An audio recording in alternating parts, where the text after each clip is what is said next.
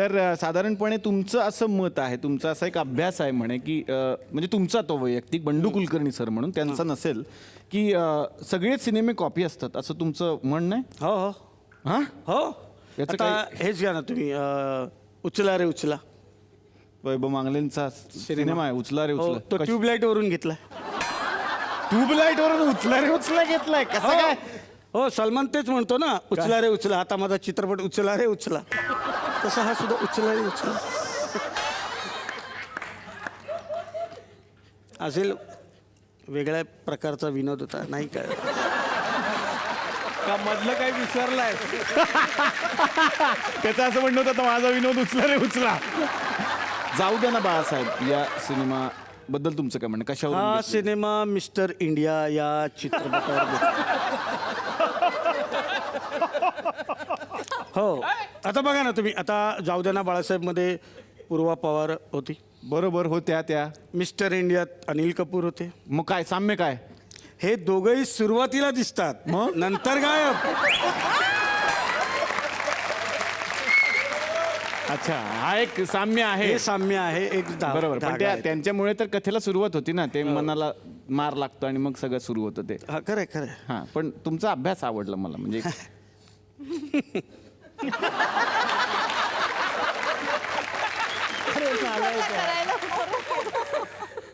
आजचा दिवस माझा हा सिनेमा सुद्धा कॉपी असं म्हणणं हो तुमचं? हो. कशाचा कॉपी? शहनशाह या चित्रपटावर शहेनशाहवरून घेतलाय काय? कशा का? दोघेही रात्रीच निघतात, बघा तुम्ही चित्रपट. बरोबर आहे, म्हणजे रात्री असून सुद्धा आजचा दिवस माझा असं माझा एक असं. नाव आहे हो, ते. हो, बरोबर हो. आहे. तर माझं असं म्हणणं आहे की तुम्ही एक प्रसाद ओक यांच्यावर नेहमी आरोप करता की प्रसाद ओक हे बिझनेसमन माणूस आहेत. कसं काय? हो आहे ना, बघा ना, म्हणजे वेगळ्या एकाच विषयाचे 2 चित्रपट त्यांनी केलेत. एकाच विषयाचे 2 चित्रपट म्हणजे काय? कसं? हो, आता शुगर सॉल्ट आणि प्रेम हा एक सिनेमा आहे बरोबर. आता केला तो कच्चा लिंबू. हा बरोबर, 2 वेगळे आहेत. कशाला एकच विषय तर 2 कशाला करायचे? हा. त्यापेक्षा मी म्हणतो सरबत हा एकच बनवला असता तर आय थिंक शुगर सॉल्ट आणि कच्चा लिंबू तर सरबतच बनवून टाकायला असं त्याचं म्हणणं आहे. नाही, हे फारच मला हे तर साधारण भाषेवरती सध्याच्या पिढीचं एक जे आहे ते खूपच आहे. त्याविषयी काय बोलावं हे मला कळत नाही नाही. काचा नाही येत ना त्याला. हा? नाहीत ना काचा नाही येत ना. नाही आहेत ते काय आरपर साफसफाई. हा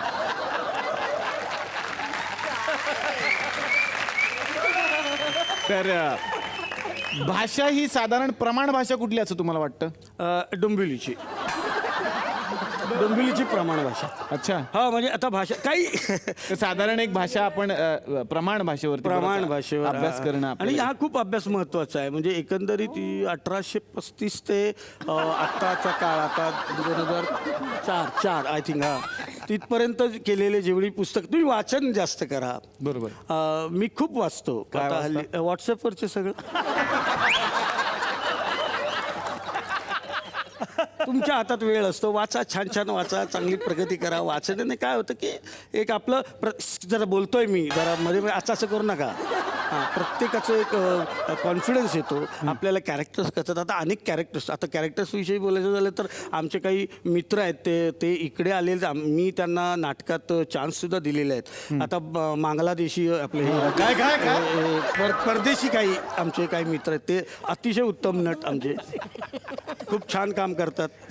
मग त्यांना सुद्धा घेतलं आम्ही आपल्या चित्रपटात घेतलं, नाटकात घेतलं. आणि नवीन काही आगामी तुमचं येणार आहे, त्यांचे ते येतात, तुमचं काही आगामी येणार आहे नवीन? हा आता मग चाललंय, म्हणजे स्टडी चाललंय, सगळं चाललंय. कुठला सिनेमा येतोय काय? फॅमिली कटप्पा. काय? फॅमिली कटप्पा नावाचा चित्रपट करतोय मी. तो सुद्धा याच गोष्टीवर की प्रस्थापित कुटुंब तेच असणार त्याच्यामध्ये. मला ते आलं सर ध्यानामध्ये. फॅमिली कटप्पासाठी तुम्हाला खूप साऱ्या शुभेच्छा. म्हणजे कटप्पाची फॅमिलीवर आपण चित्रपट.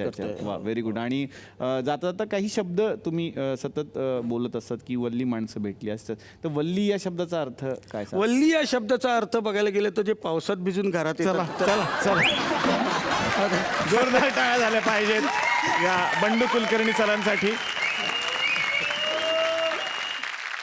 प्रसाद ओक हा एक अवली माणूस आहे, सगळ्यांना माहिती आहे. कारण बऱ्याच कला प्रसाद ओक यांना अवगत आहेत. म्हणजे गाणं, अभिनय, दिग्दर्शन, गप्पा ही एक वेगळी कला आहे.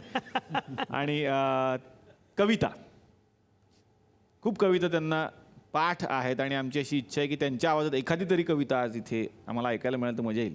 हवायुद्धाचा मंच हा मुख्यत्वे मनोरंजनाचा मंच आहे असं आपण सगळे जाणतो. त्यामुळे माझ्या स्वतःच्या ज्या कविता ज्या मला तोंडपाड आहेत त्या काही फार मनोरंजक नाही आहेत, त्या खूप अशा सिरियस वगैरे आहेत. त्यामुळे माझी कविता नको. आपल्या सगळ्यांचा अत्यंत लाडका मित्र आणि लाडका अभिनेता जितेंद्र जोशी यांनी पुष्कर श्रोत्रीवर केलेली एक कविता आहे. अच्छा, वा, ती मी अशी कविता आहे. वा. प्रेमात पडलो जरी आम्ही तरी कधीच आम्हाला लागत नाही. वा. प्रेमात पडलो जरी आम्ही तरी कधीच आम्हाला लागत नाही, कारण एकीवर एकदाच प्रेम करून आमचं कधीच भागत नाही. वा वा वा वा वा. कितीक विविधता नवतरुणींची, कितीक चांदण्या आकाशी, जाई जुई मोगरा केवडा उगाच दरवळ नाकाशी. चक्कर मारतो बागेत फक्त आम्ही, चक्कर मारतो बागेत फक्त, सुगंध कुणाला मागत नाही, कारण एकीवर एकदाच प्रेम करून आमचं कधीच भागत नाही. वा वा वा वा वा. तुझवर माया श्रद्धा भक्ती या भावना आहेत, मुलींची नावं नाही. मांगले. तुझवर माया श्रद्धा भक्ती, तुझी या ओठांमध्येच मुक्ती. जीव माग बघ हसून देतो, जीव माग बघ हसून देतो, करू नको लग्नाची सक्ती. अच्छा. वेळीच देतो तिला इशारा, उगाच मी वेड वागत नाही, कारण एकीवर एकदाच प्रेम करून आमचं कधीच भागत. वा वा.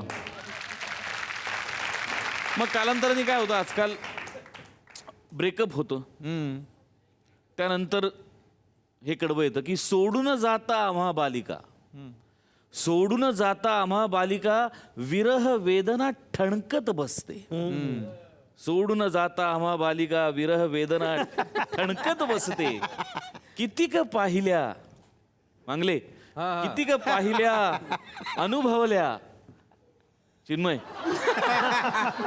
परी अंती सोबत कुणीच नसते. कितीक पाहिल्या अनुभवल्या परी अंती सोबत कुणीच नसते.